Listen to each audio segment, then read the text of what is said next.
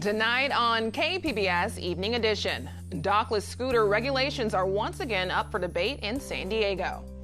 What we found is that the injury rate is on par with what bicycles do.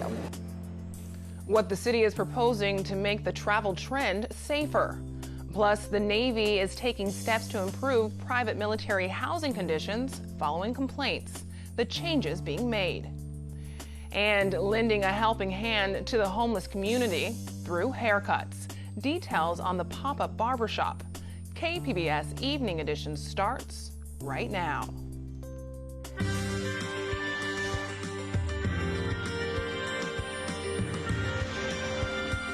Good evening. It's Tuesday, April 23rd. Thanks for joining us. I'm Ebony Monet.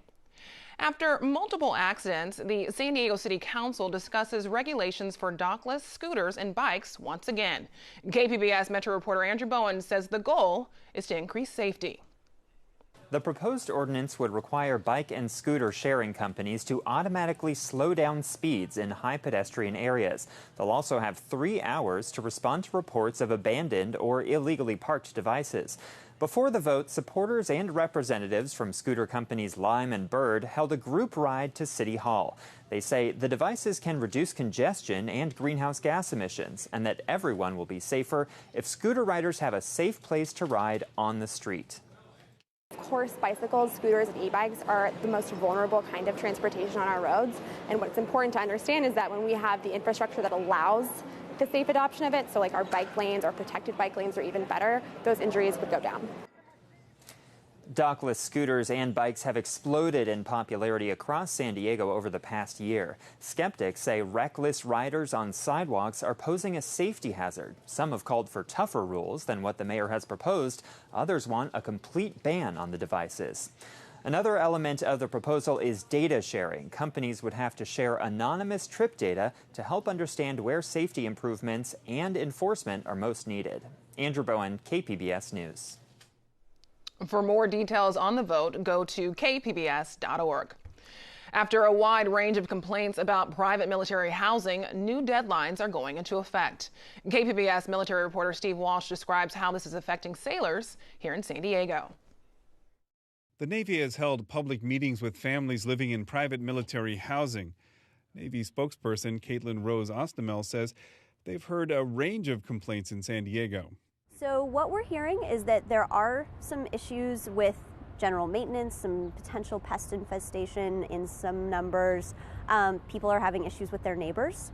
And we have seen that there seems to be a perception that the Navy is not as involved as we should be. Across the country, there have been allegations of mold and slow response by private contractors, which run most of military housing.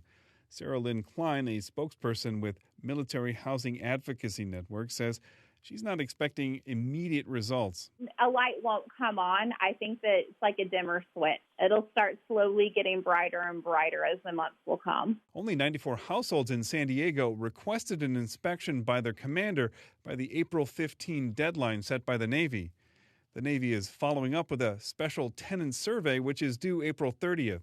At any time, a sailor can reach out to their command and say, hey, I'm having trouble with my housing office. I'm not getting the service that I feel I should get.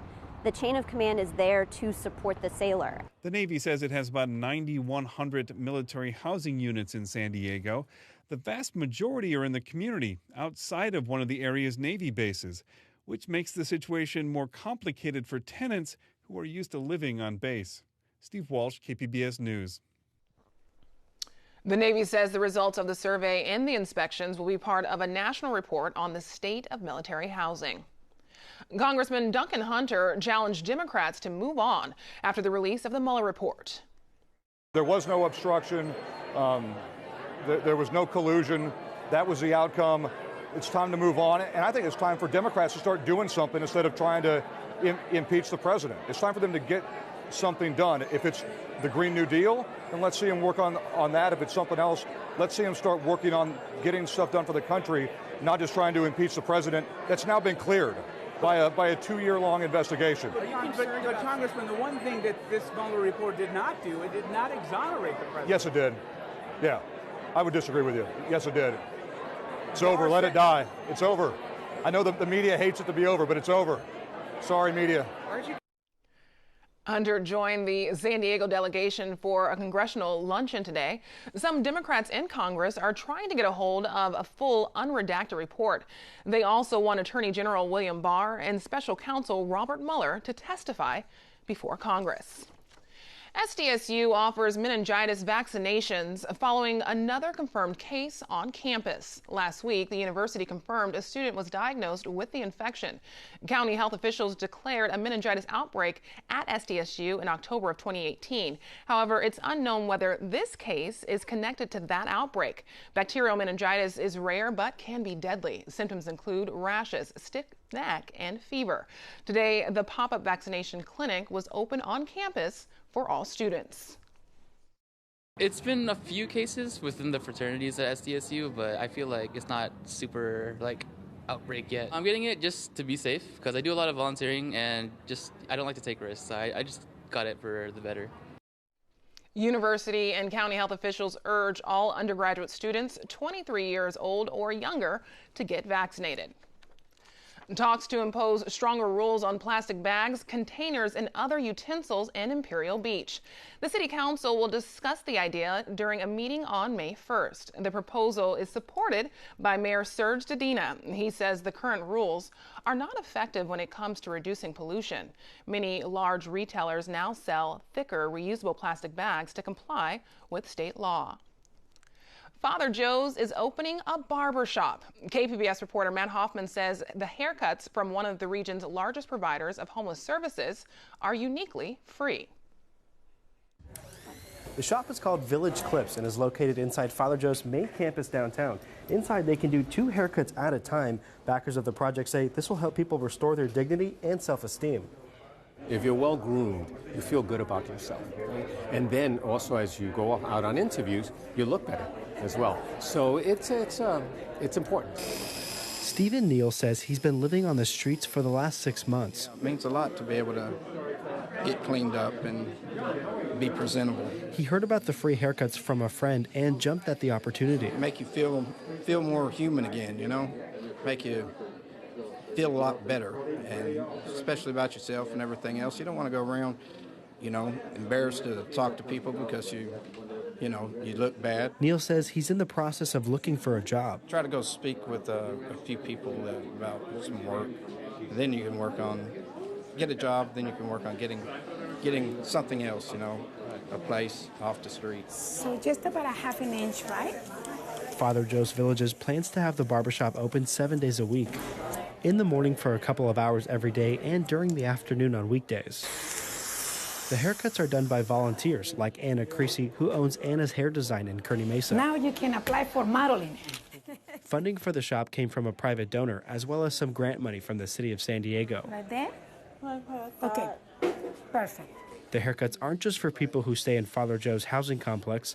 The shop is open for all people who are homeless. They don't have to reside with us. They can just be on the street and they can come in and get a haircut as well as a shower as well.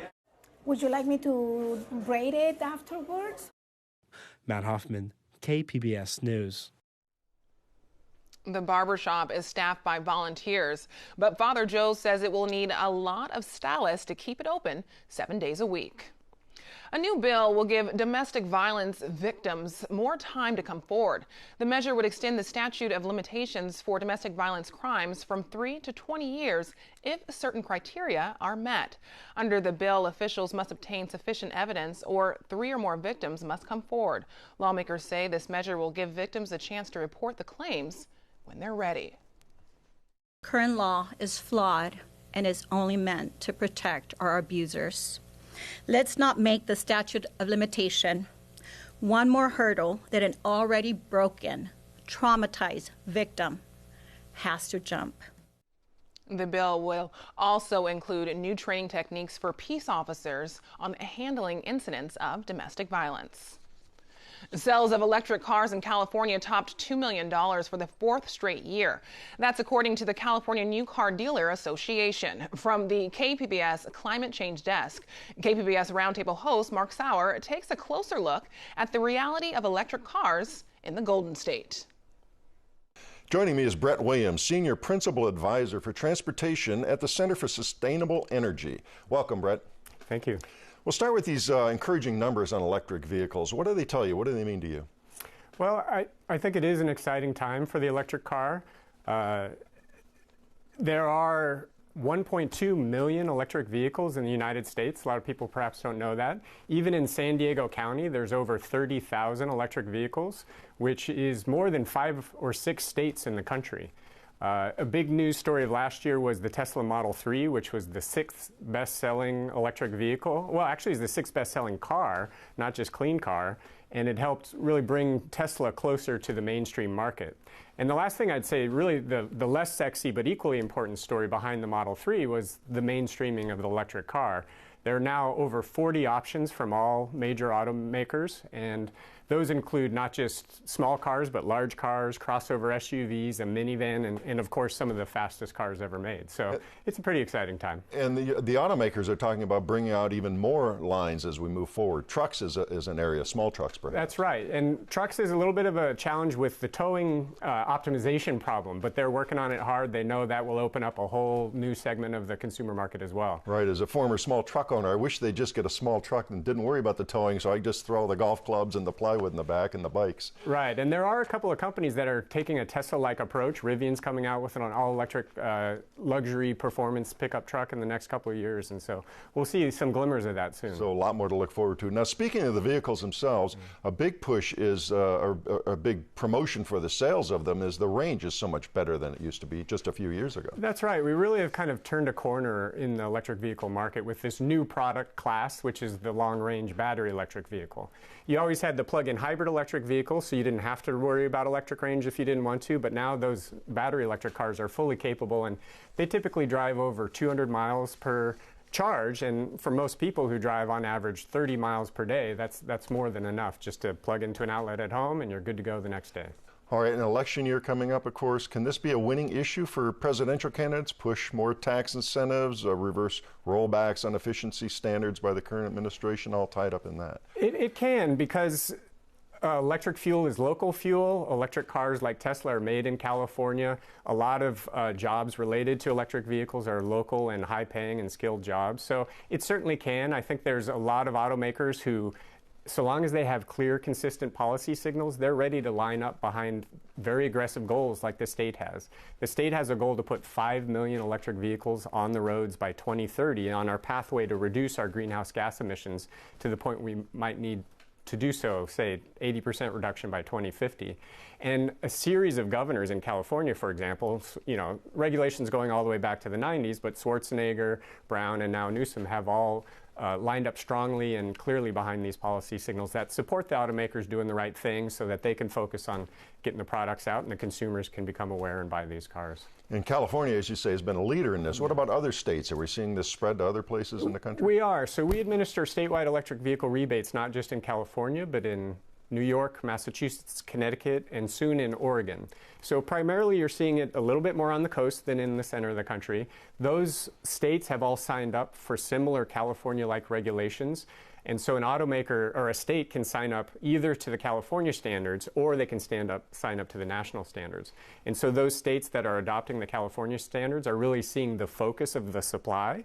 A lot of the products are nationwide, but of course the automakers are going to focus their marketing and supply on those states that have the policies that support it, which is why California has been able to grab a lot of those early sales.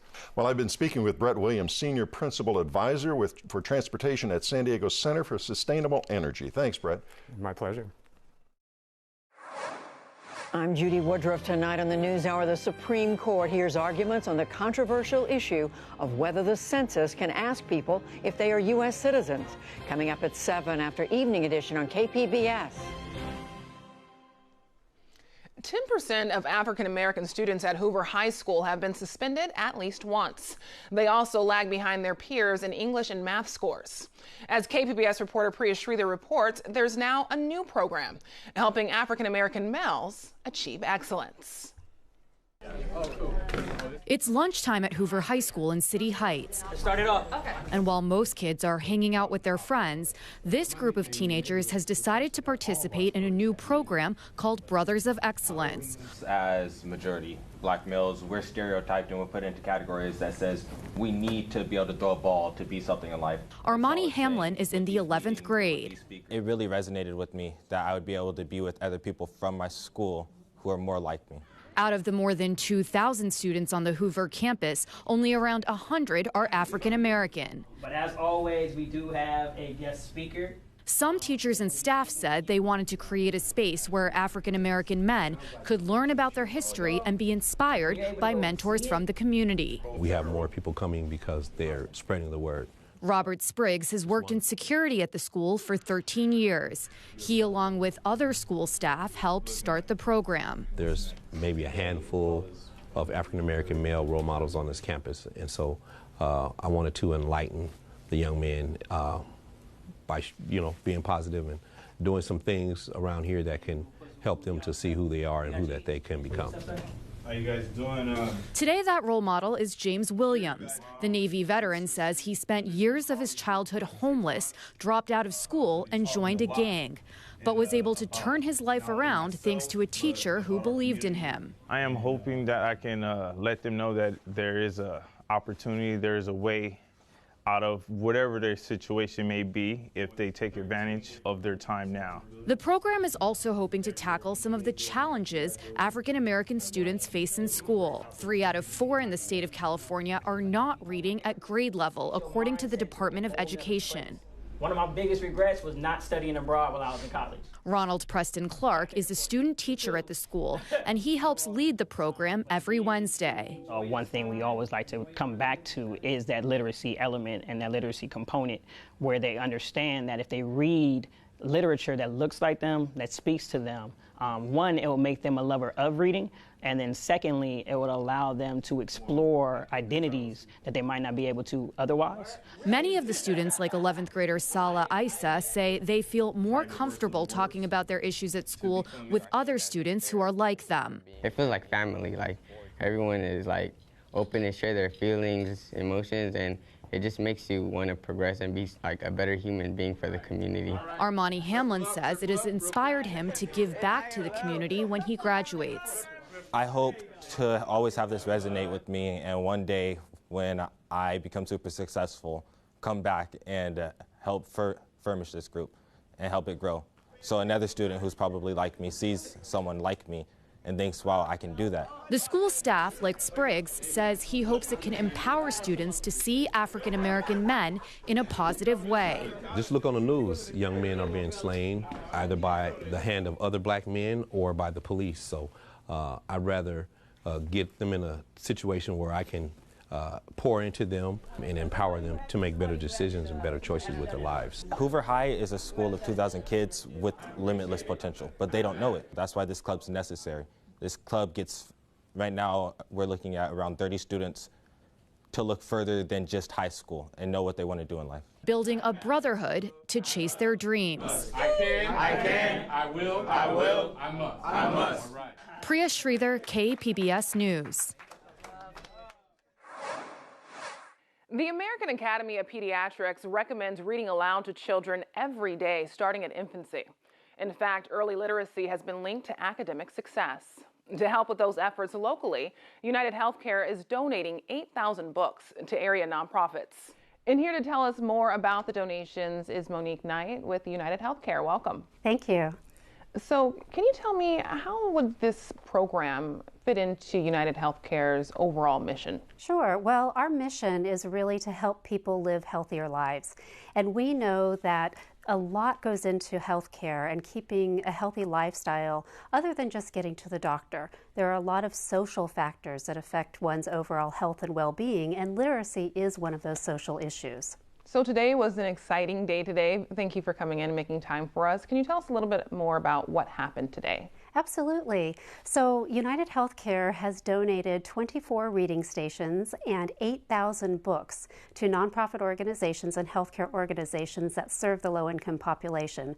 And this is really just part of our effort to promote literacy and early reading amongst the low-income population.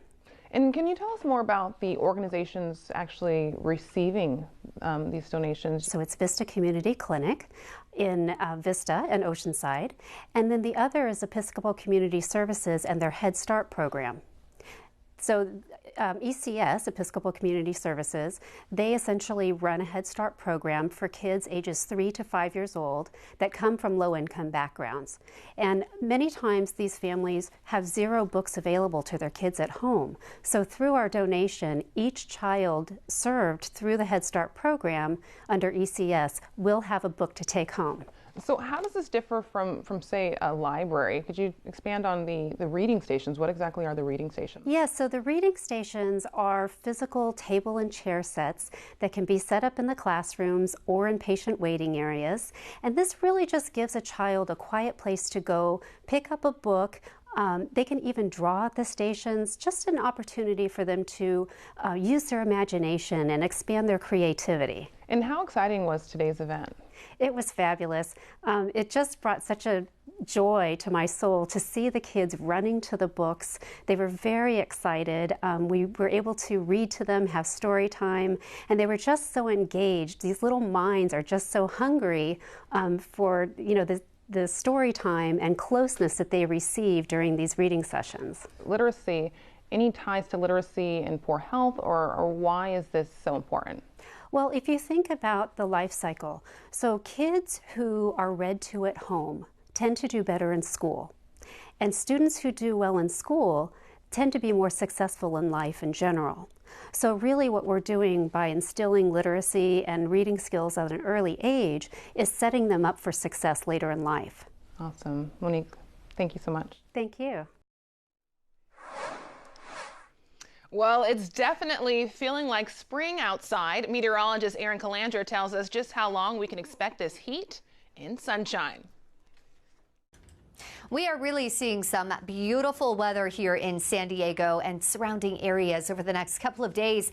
Here is our satellite and radar. There is nothing going on. We are going to be under a very dry pattern here, and that's the case for much of California, getting a nice break. Now, we still have that onshore flow, so right along the coast, we still have those clouds in the morning breaking up for sunshine by the afternoon. So for tonight, we'll be at 60 degrees in the metro, increasing clouds, and again, they'll be lingering in those morning time hours. Oceanside at 53, Ramona 47 degrees for the low, Chula Vista at 56, and Borrego Springs in those mid-60s. And for tomorrow, unseasonably warm. It's going to be pretty warm, dry. We're talking in the deserts, like Palm Springs, for example, in the hundreds already. And right along the coast, of course, with that influence from the Pacific, we stay much more comfortable. Temperatures are going to be mostly in the 70s. Oceanside at 72, San Diego also at 72 degrees, a bit warmer in the interior areas. Ramona 83 and El Cajon 85 degrees. Mount Laguna looking good, very pleasant. 70 degrees with sunshine, but check out Borrego Springs. We are flirting with 100 degrees. So for this week, expect to see nothing but pleasant conditions. Here we are, Big Ridge. That means we're going to stay dry and warm. Nothing really happening around here. For the coast, we're in the 70s. We do get just a little bit cooler by Sunday at 68 degrees. Now, at this point, there is a chance we could see a shower popping up Sunday night into Monday, but that's pretty far away, so we'll keep you posted on that one. Inland, it's going to remain dry and sunny, getting a little bit cooler and more pleasant for the weekend in those upper 70s. And in the deserts, boy, it is just steamy. We're talking close to 100 degrees much of this week, but by the weekend, we get a break in those upper 80s. And in the mountains, expect to see our temperatures in the 70s and upper 60s, looking pretty pleasant. For KPBS News, I'm Erin Calandra. Back to you. Now for a recap of tonight's top stories. After a wide range of complaints about private military housing, a new protocol is going into effect. Residents complained about pest infestations, maintenance problems, and issues with their neighbors. The Navy has now set deadlines to respond. SDSU offers meningitis vaccinations following another confirmed case on campus. Last week, the university confirmed a student was diagnosed with the infection. Today, the pop-up vaccination clinic was open for all students on campus. Bacterial meningitis is rare but can be deadly. Symptoms include rashes, stiff neck, and fever. A new bill will give domestic abuse victims more time to come forward. The measure would extend the statute of limitations for domestic violence crimes from 3 to 20 years. The bill also includes new training techniques for peace officers handling incidents of domestic violence. Now here's a look at what we're working on for tomorrow in the KPBS newsroom. On Morning Edition, a UC San Diego eye doctor is under the microscope following an investigation into his practices. We take a deeper dive. And on Midday Edition, a new report shows more people over the age of 65 are continuing to work. We take a look at why they're putting off retirement. You can find tonight's stories on our website, kpbs.org/evening edition. Thanks for joining us. Have a great night.